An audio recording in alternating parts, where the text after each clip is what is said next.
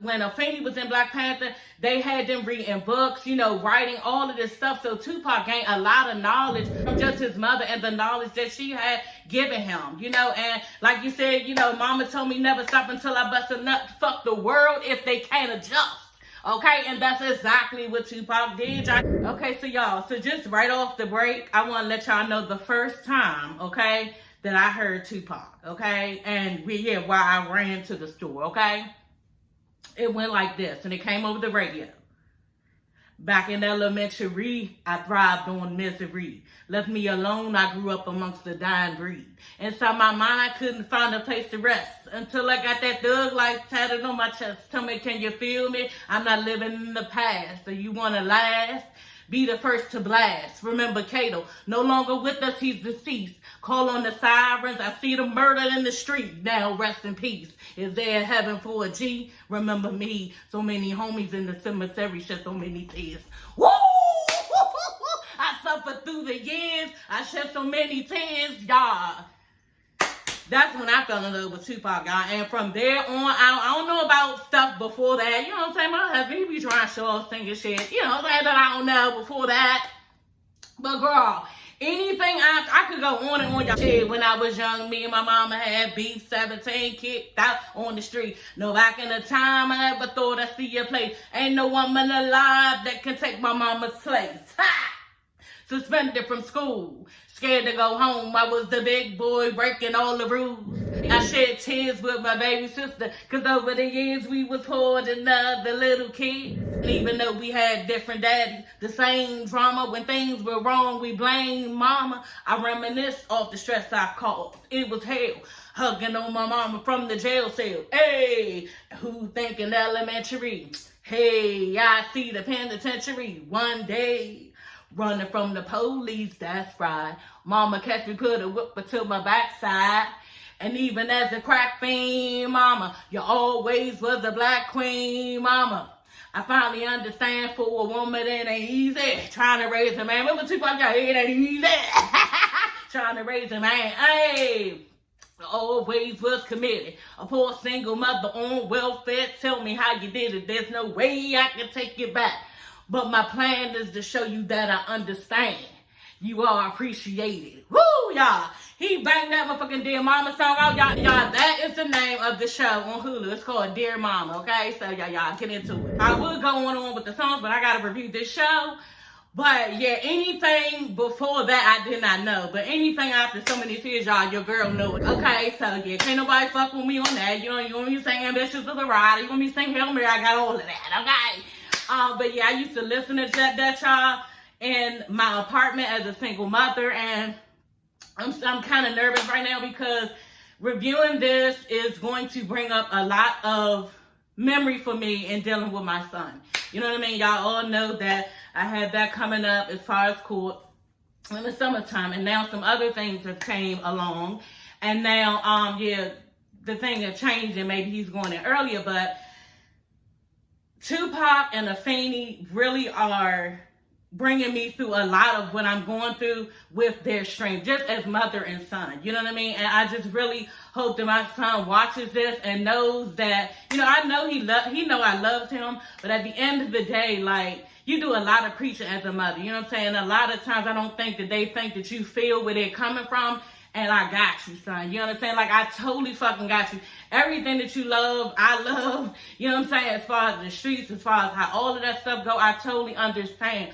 But at the end of the day, I want to see you here. You know what I'm saying? And I don't want to see, you know, anything happen to my baby. So what Tupac and Afeni went through, like, I already love Tupac, y'all. Anybody who knows me knows that. You know what I'm saying? You don't know me if you don't know that I love Tupac. You know what I'm saying? I got married on his birthday, which is June 16th. The lady was like, yeah, we have this day, this day. I said, you got June 16th? Oh, yeah, that's the day. So I was like, baby, you ain't even check the weather. I don't give a fuck about the weather. You understand? That is the day that Tupac was born, and that's the day that I'm getting married, and I did, okay? I got married on Tupac's birthday, y'all. But, yeah, y'all, let's just get into this episode. Episode 1 is 5 episodes, y'all. And, yeah, I'm going to review the episode 1 because I'm going to review all of them, but I'm going to review episode 1 first because it's lengthy. You know what I'm saying? I did say on Instagram that I was going to review 1 through 3. but I'm going to review one because it's very lengthy. We got a lot to cover. If you want to know about Tupac in depth, Alan Hughes, who wrote Menace to Society, is the one who executive produced this. So, yeah, Snoop was on here, Eminem was on here, who else? Oh, Mike Tyson, several other people was on here talking about Tupac. You know, people talk about Tupac, and I've seen so many documentaries. Growing up, you seen him in the news, you know what I'm saying, on the news, in court, you seen all of that, you know what I'm saying, but some of this stuff that I saw in this series, you never saw. So it was intriguing to me. I'm really excited, as y'all can see. You know, I'm so nervous because I really want to make sure I get everything down, have it in my notes. But yeah, y'all, let's just get into it, okay? So y'all, the episode opens up with 20-year-old Tupac, okay? And Tupac, you know, he's Tupac at this point. And because we got to go through a lot of stuff. He's Tupac at this point. And the interview lady is asking him, how has your life been? You know, because he's been through a couple of things before 20. And he was like, it's been like a test of my faith, you know, faith in the Lord. And he referred back to Job in the Bible and was just saying, like, you know, Job got all this stuff thrown at him, this crazy stuff thrown at him, just for God to make sure that his faith was straight. You know what I'm saying? And we all know that that's what God do anyway. You know, he send you all of this stuff. You be like, why am I getting hit from this angle, every angle that is possible, and you can't figure it out. And it's God telling you, you know, trust in me, you know what I'm saying? So keep your faith, and that's what Tupac took it as. So I thought that was smart at 20 years old to know that. My son is really smart in that way too, but he probably could have told me that at 20 years old. And I'm sure that Tupac did say that if all of those things hadn't happened to him, then he wouldn't have his feet so planted on the ground, you know? So he feels like God put it in his life for a reason, and he understands now why. So y'all, after that was a small segment, okay? After that, they go right into who Tupac is. Like, they show you who Tupac is. And Tupac was courageous. He was brave. He was knowledgeable. He was kind. He was generous. He was all of the things. He was also about that life. You know what I'm saying? He did not take any shit off of anybody. And that came from his mother, Afeni, and her being in the Black Panther Party, y'all. That Black Panther Party was something vicious, okay? And they was not backing down to the white people because the white people was trying to oppress them. Like, they was the ones who, you know, had the guns at certain times. Not everybody had guns, but at certain times, like, they were willing to stand up for their rights and for the things that they wanted. You know, a better education, food, clothing, just everything. You know what I'm saying? A better quality of life as far as sicknesses. I remember this one thing Afeni had did. I don't know if y'all know, but the Patient's Bill of Rights, Afeni came up with that. Afeni Shakur came up with that because a mother had brought her to the Black Panther Party. It's just a building, you know what I'm saying? And it ended up being buildings over the world, all over the world. And a lady had brought her daughter to the Black Panther Party, and she was in her arms and whatever, and she had sickle cell, and she was telling her, telling Afeni that, you know, my daughter's sick. They told me at the hospital she just got a cold and it's psychosomatic. Y'all know psychosomatic, honey, okay? That's fucked up that they would say that, because that's basically saying that, yeah, it's just all in your head and nothing is going on and you are creating something. That's not really the diagnosis that you have. Ain't nothing going on with her. That's what it was. So Afeni was like, took the baby. They all walked to the hospital and demanded the little girl health care. So from there, Afeni worked with doctors and all of this stuff, doctors and nurses and all of this stuff at the hospital, and now created a Bill of Rights for patients. So when y'all see that shit in the hospital, in the emergency room or whatever, that's from Tupac's mother, okay? Because she created that along with the Black Panther Party. So y'all, let's just move on, okay? That's just from the beginning. But that was in the middle what they told. But off the break, after the lady is talking about the interview, talking to Tupac about, you know, how was his life then, they go into talking to his older cousin, okay? And that's why I decided to review this show, okay? This series of Tupac, because like I said, it's a whole bunch of them, but like they went, and the big cousin was like, you know, he was older than Tupac and he was in a life of crime. So Tupac always wanted to go with him. He was like, no, you can't go and everything. He said he did not feel bad and did not feel like responsible for Tupac in any type of way of how he was being, because Tupac was kind of being off the chain in the streets, and he didn't feel responsible for him until Halloween night. I think it was 1993. Y'all, on this night, Tupac acted a fool. He really did. And it was all because, well, we'll get into it. But what happened was this. They were performing at a club. The big cousin was like, he had just got out of jail. And they were performing at a club. And the family members had bought him a ticket to go see Tupac in Atlanta to, one of his shows.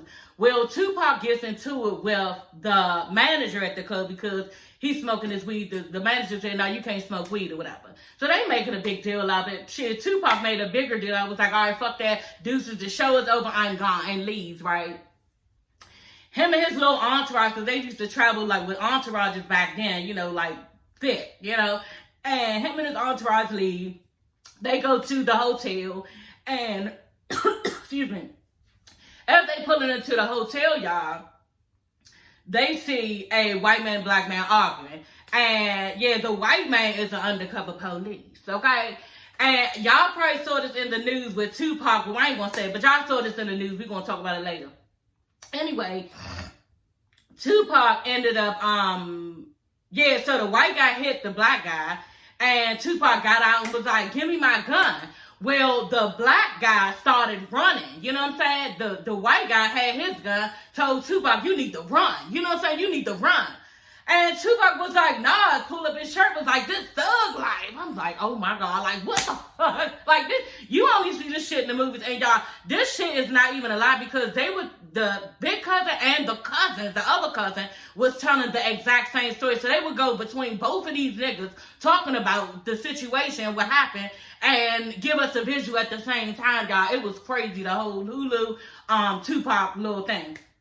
So he told Tupac, yeah, you need to run, pull out his gun, told him, you need to run. And Tupac was like, what, thug life? And pulled up his shirt, was like, thug life. And the white guy hit the car and crashed the window. Then he ended up taking off because I guess he saw that Tupac wasn't playing. Tupac was like, give me my gun. The nigga was running, the white guy was running. And all of a sudden, they had said right then on the camera, they was like, and we ain't want to give him his gun. Nobody wanted to give him his gun. Tupac went around the car, got the gun, came back around, got down on one knee, y'all, in the fucking dark, like a marksman, and shot, like, right at the guy and hit him in the ass, okay? Y'all, it was so funny because when they showed it later, they showed two white guys walking out of the police station, and you saw this nigga like left, and I was like, oh, that shit was so funny. My husband was like, yeah, that's when he shot that motherfucker. That's when he shot. But anyway, y'all, Tupac ended up getting off of that because it was self-defense. And I don't know where in the hell, what type of God was with him on that. He was not scared, y'all, because when he was in that, courtroom, those two guys was in there, and the judge was like, all right, continuous or something like that. Y'all, he walked off like George Jefferson. He was like, walked off. Then they had the next case, the next day the case was, and he was looking dead at that white man like, bitch. Bitch. Like, he ain't give a fuck that he had shot him, and he was mad. And this is the reason why Tupac shot him, y'all. It wasn't just to show up, because Tupac, that's what he did. You know what I'm saying? He showed off. He wasn't just like a show-off. He was really about that life, because the thing about it was, Afeni, his mother, was from the Black Panther Party, and she always told him to stand his ground on anything he wanted to say and anything he needed to do. So this is who he had been listening to all his life. And he felt vindicated in the moment because a white man was beating up, he thought, a black man. So, yeah, you got what you gonna get. From what it looked like, the white man, yeah, it just wasn't your day. You know what I'm saying? You fuck with the wrong one. You know, he fuck with the wrong one. Anyway, y'all, when that was over, they all left. Right when Tupac shot the police officer, they all left. Went up to the hotel room, and everybody was in a frenzy. Like, oh my God, the police, banging at the door, all this stuff, lights going, like, Tupac, you in trouble. And he was sitting there like in a trance. That's what I put up on Instagram. He was sitting there in a trance. And his cousin was like, what's going on? Like, you need to, do something. He was like, nah, I want y'all to listen to my new song. And he played Dear Mama. Okay, this nigga played Dear Mama. And that was the first time everybody heard that song. But the thing about it is, in that moment after he shot that guy and played Dear Mama, he was disconnected. You know what I'm saying? He was disconnected from reality. He was disconnected of what just went on because his mother always told him to stand your ground. And he really felt, like I said, vindicated in what he had done. You know what I'm saying? And he probably was looking towards his mother like, oh, yeah, I did it. You know what I'm saying? And I just, like, you know, it just, to me, it was eerie that he did that. To everybody, they were just like, you know, Tupac, you telling us to listen to your new song, girl, and, you know, it's about to be no career. It's about to be a rap for you. You know what I'm saying? And you're not saying that. So, y'all, the series is directed, like I said, by Allen Hughes. And he didn't even want to be involved in this at first. You know what I'm saying? A lot in the story pertains to him, and he just really wasn't trying to be involved. But like he said, he wanted to go ahead and say his truth. And his truth, girl, is that, yeah, you didn't let, okay? And I'm real pissed about this, y'all. You did not let Tupac in Menace to Society, okay? Especially after, you know, what he did in Juice as Bishop. Bitch, you wrong, okay? And you is dead wrong, y'all. So the reason why he didn't let Tupac in the movie Menace, because I forgot, you know, it was somebody in Menace to Society. He had like a Muslim name. That's what it was.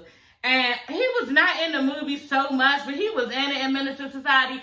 And Tupac was supposed to play that part. You know, I don't remember his name. And Tupac was supposed to play that part. And Tupac told Allen Hughes that, no, you just not going to throw me in there playing a Muslim. I want everybody to see how I became a Muslim. You know what I'm saying? And how it happened where I'm not a Muslim. Like, he wanted to show some type of depth and education in it. You know what I'm saying? Y'all know how, what's that little song that he had? You know, I Ain't Mad At You. You know what I'm saying? That was it when he was making fun of the man because he still wanted to be on the street. And then Tupac was making fun of him because, yeah, oh, you a Muslim now? You know what I'm saying? Now, we was once two niggas of the same kind. Quick to holler at a hoochie at the same line.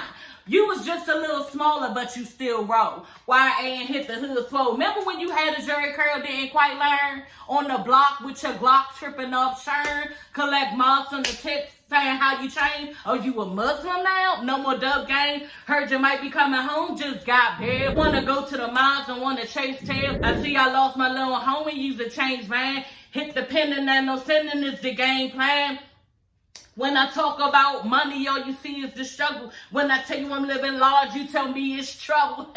Congratulations on your wedding. I hope your wife knows she got a player for life, and that's no bullshitting. We finally grew apart, but you just don't remember. I used to think for your sister, but never win the bender. And I can see us at the school we ball on the first motherfucker with the wrong shit on. And now the whole shit's changed. And we don't even kick you, got a big money scheme. And you ain't even with it. Hey, knew in my heart you was the same motherfucker bad. And I can't even trip.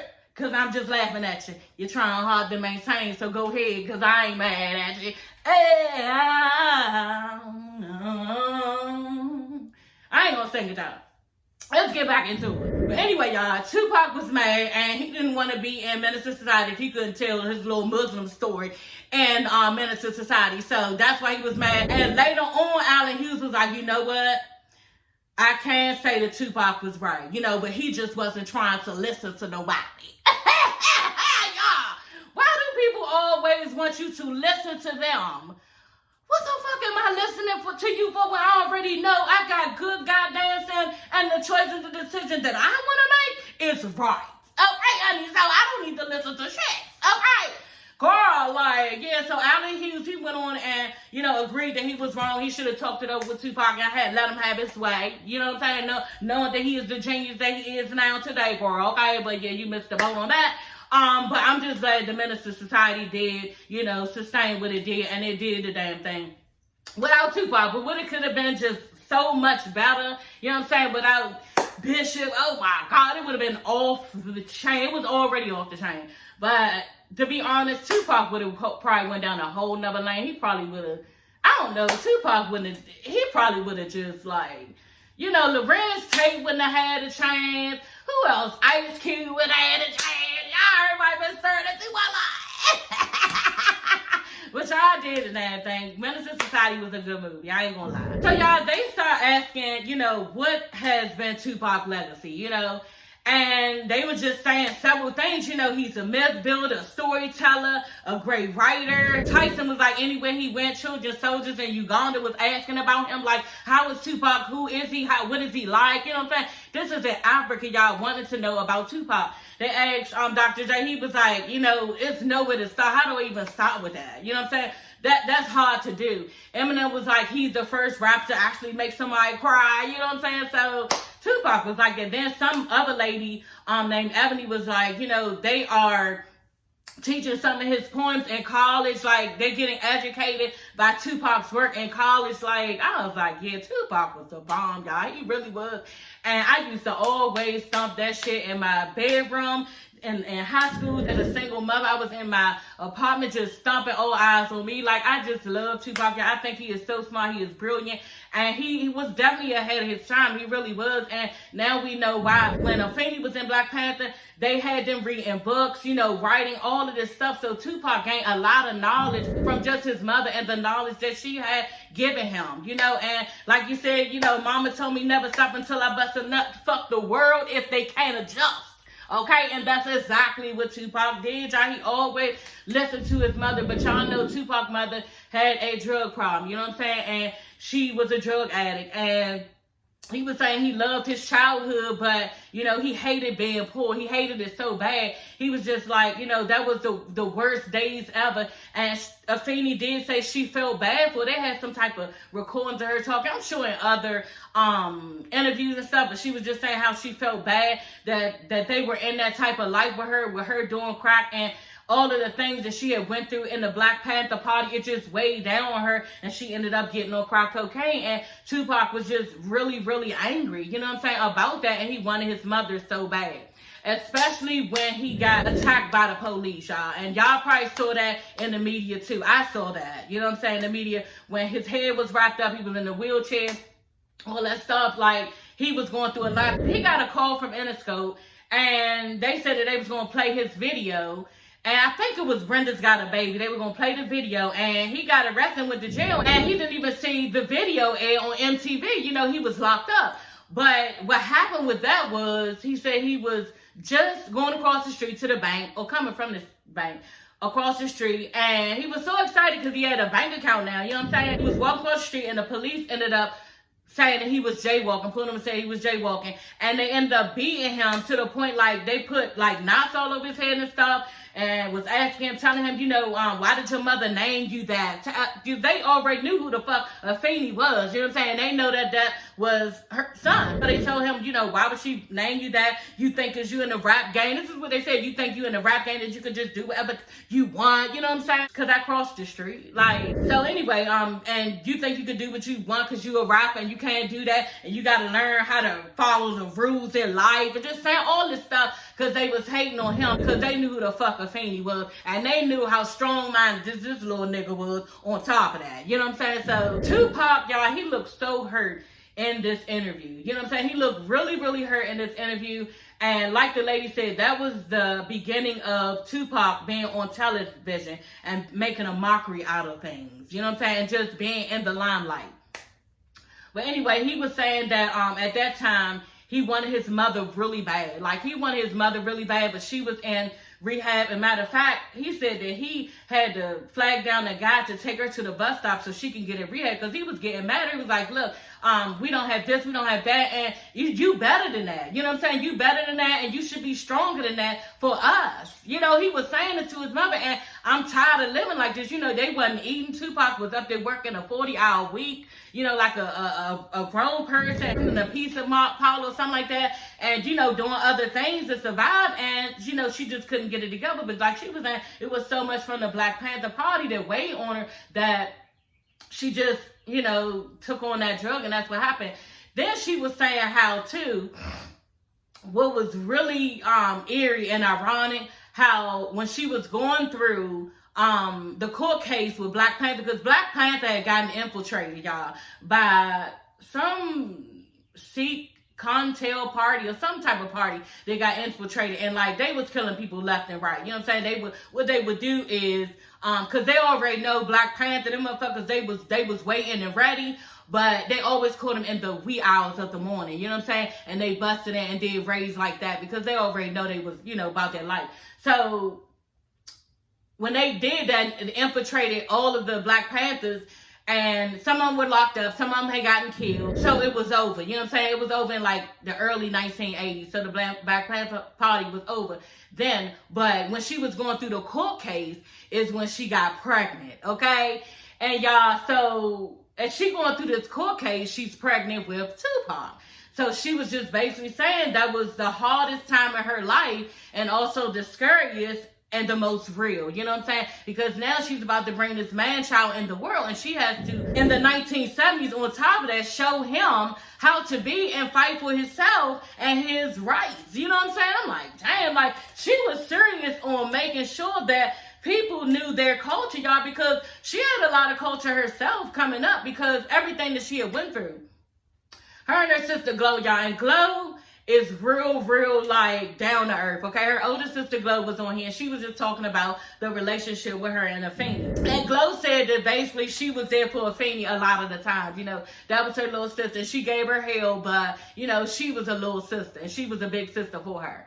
But anyway, in the 1958, that's what it was, and I'm not even reading all my notes at this point. 1958, they were living in North Carolina. They was like 11 years old. Well, Afeni was 11 years old, moved from North Carolina to New York. And they really thought that it was fast going there. You know, they liked it, but Afeni wasn't impressed as much, okay? Because what happened with her, Glow was good. She was like, oh, no, I'm good.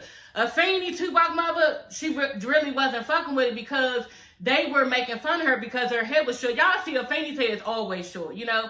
So, like Glow was saying, North Carolina is fine to wear your hair like that, but in New York, you know, Afeni wanted to get on the cheerleading squad, and they was like, no, bitch, you don't have long hair like everybody else, you know what I'm saying? And then on top of that, you're dark skinned. Like, they was just doing too much in New York, and it's sickening, you know what I'm saying, to know that that type of stuff was going on. And just like it said, these are in black schools, which made it so bad. So y'all in black schools cheating each other fucked up.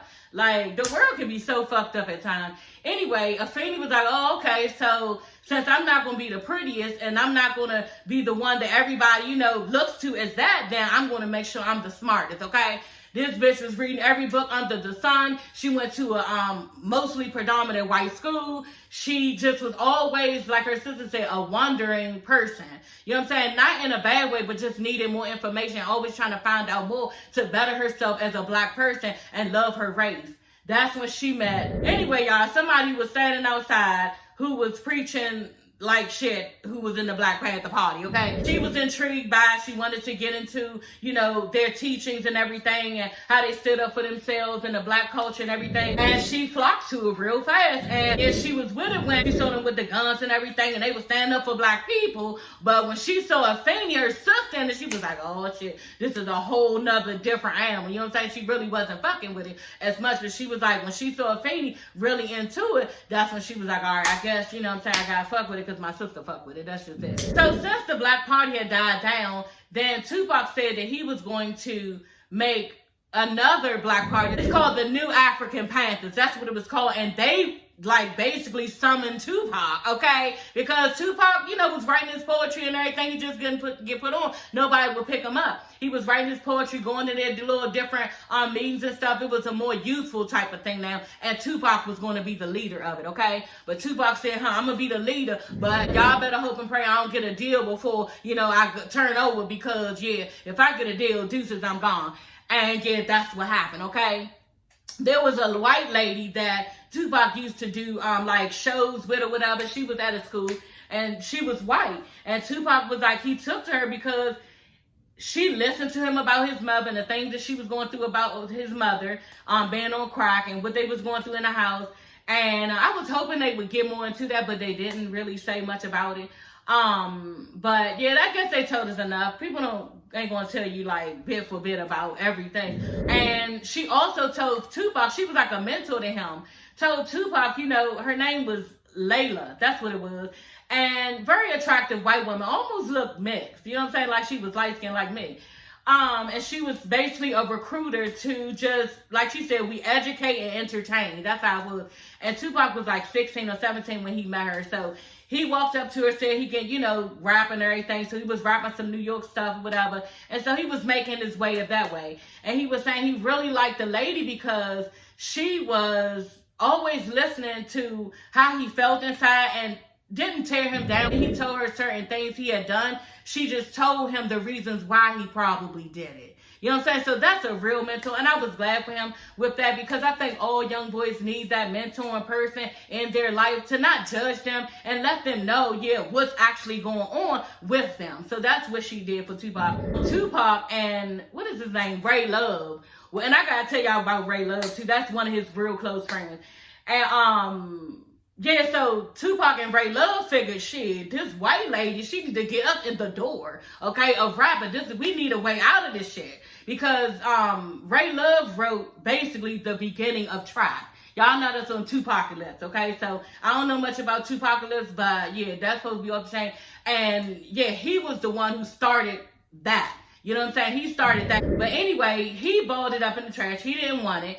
And threw it in the trash. It was real, real deep. You know, Tupac got it out the trash, added to it, and here comes Tupacalypse. So that's how Tupacalypse was created, okay? And then they went into actually showing Tupac, like, really going in on that song, y'all. And he went pound for pound, blow for blow on that bitch. I said, damn, I ain't even never fucking heard that shit. And it was fire. You know what I'm saying? Like, total fire.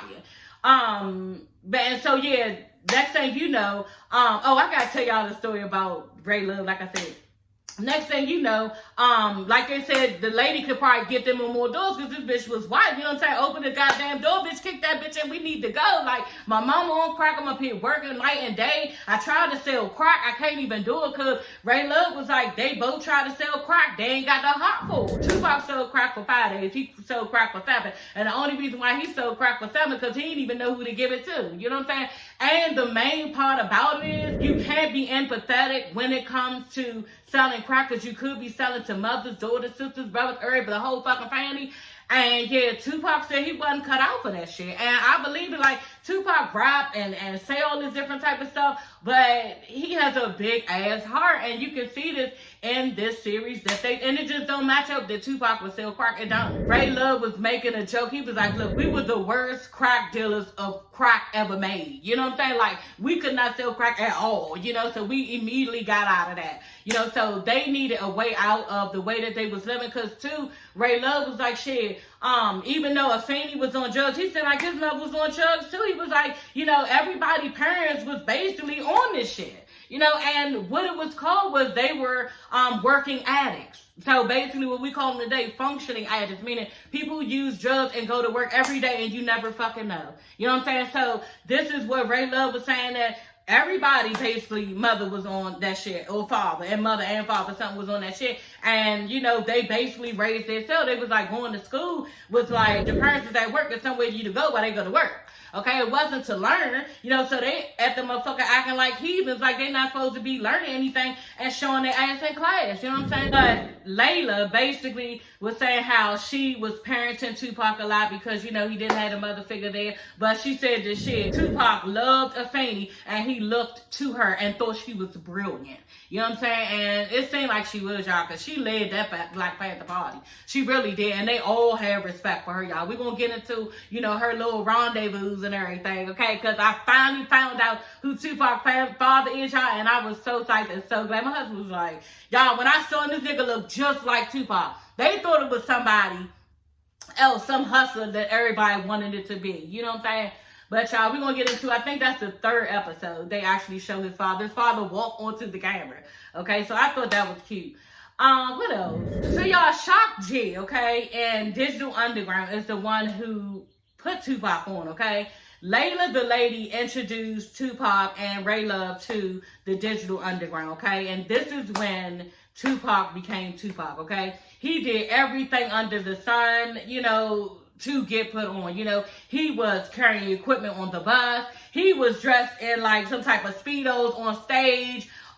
He was grinding fake doll babies, blow up dolls on the stage, like doing whatever he had to do with Digital Underground until he finally made his mark. Like, one person was like, you know, what can I do to get put on? You know, that's how Tupac was acting. And Tupac finally got put on when Shock G let him in on the song, same song, all around the world, same song. And then Tupac came in and going around, Now they used to clown me because they missed me. And something, I remember that slightly. You know what I'm saying? I was young, but I remember same song with Tupac in it. So that was a banger too. Y'all go back and listen to that. And I probably will listen to that because, yeah, I need to know what he was saying in it. But, yeah, that song is what kind of like gave Tupac a jump on his career, jump start on his career. And he was like, you know, Shock G was real cool with him. Because usually y'all, people don't, when they see, because Shock G was like, shit, this nigga had energy like no other. And he had a lot to say. And it was off the tip of his dome. And he always just could deliver. You know, it came natural to Tupac. And Shock G was like, you know, he saw his energy and he couldn't do nothing but, you know, let him have it. You know, but y'all, I was so grateful for Shock G because for Shock G for Tupac, because you know, sometimes y'all people, they be hating and they not going to let you in the door knowing you got that fire. You know what I'm saying? They won't let you. And Shock G, he was just like, go ahead, like the nigga undeniable, so I can't really do nothing else, like whip him to try to keep him in the background. This nigga like, raw, you know what I'm saying? So there's nothing else I could do, you know what I'm saying? So he was in that, and Tupac was just basically saying how he was appreciative of Shock G allowing him in and treating him like he was a part of the Digital Underground crew, not just in the posse, because the posse is of a nigga just being around. Nah, now he in the group. You understand? So he was thankful for that. The nigga was hungry. He showed it. And yeah, they couldn't do nothing else but fuck with Tupac. And I'm so glad because we got Tupac out of the deal. And y'all, I'm going to go back because another reason why Tupac was so like knowledgeable and just before his time, because he would sit back, they said he would sit back on the bus and stay up all night, you know, and he would just be reading papers, reading books, like reading so much knowledge and studying the greats, okay? And it's no other way to go up if you doing that shit while everybody else is asleep. Like, you doing all this, getting your brain together for so much, and then you come out just shining the way you do. This is why, you know what I'm saying? You gotta hand it to him, y'all. His whole, like, way of rapping is so, like, methodical. You know what I'm saying? It got, like, a flow, y'all. You always say, oh, like, he riding the beat. Like, my son be in the studio. Like, he do a hell of a job. He bomb, too. I be wanting him to get on because the nigga like that. You know what I'm saying? He got a lot to fucking say. You know what I'm saying? And I be hearing my son, you know what I'm saying? People be riding the beat, y'all.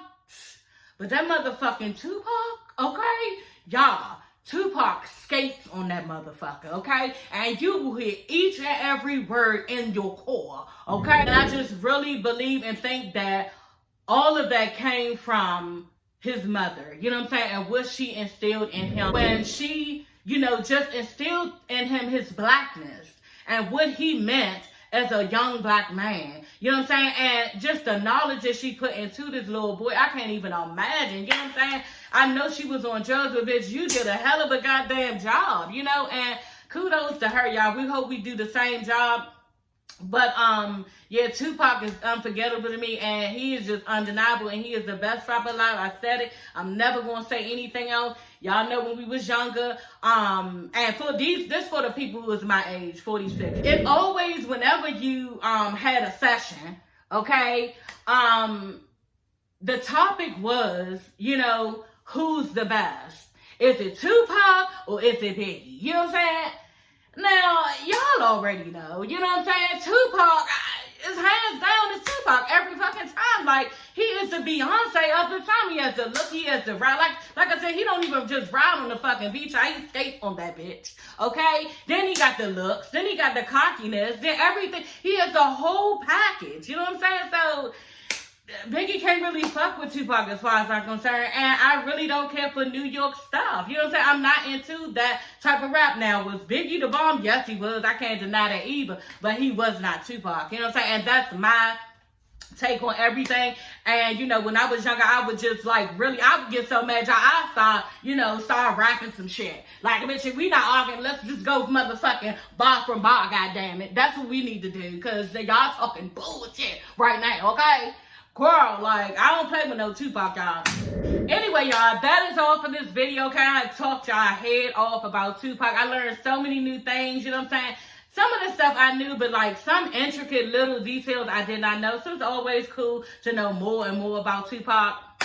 So yeah, y'all, I will be doing the second episode. This is the first episode. Who would have known that Tupac would have took me out of my resurrection on here on YouTube? But yeah, I was ready to come on here and talk about my man, okay? I had to do it, and I was not going to let it go, y'all, because I wanted this in my catalog of videos. How am I going to review everything else and not Tupac? Like, I have to talk on Tupac, y'all, and I'm just so glad that I'm starting to do it. It's allowing me to come out back on YouTube and start my videos, y'all, because I was getting bored as fuck. Like, that Huntsville shit, I can't keep doing it, and I'm not doing it, y'all. I'm sorry I can't do it. So whoever want me to review that, y'all better go back and watch some of my old videos, because I'm not doing that. That's not going to happen. I will review Bell Collective. I'm reviewing Marriage Boot Camp, because Jock and what is her name? Jock and his girlfriend is on there. So I'm going to be reviewing Marriage Boot Camp. I just got to figure out when do it come on, so I don't miss it.